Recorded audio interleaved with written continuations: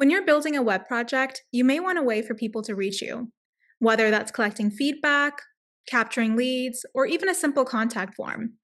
Now, normally that can involve some back-end code, but with Netlify Forms, this can be a pretty simple process. Let me show you how. Before anything else, go to your project in the Netlify dashboard. Under Forms, enable form detection.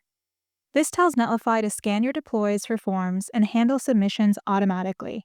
Now, if you're using AI tools, a good prompt could be add a contact form that works with Netlify Forms. The important part is that your form includes the Netlify attribute. That's what Netlify looks for during deploys. You may also want to include in your prompt that you want it to match your project's existing styles, so the form feels aligned with your current design.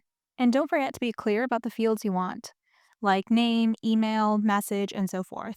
So you could revise that prompt to something like, add a feedback form with name, email, and message fields that work with Netlify Forms.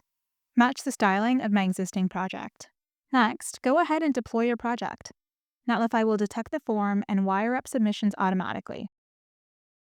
With each form submission, you'll see it appear right in your project dashboard.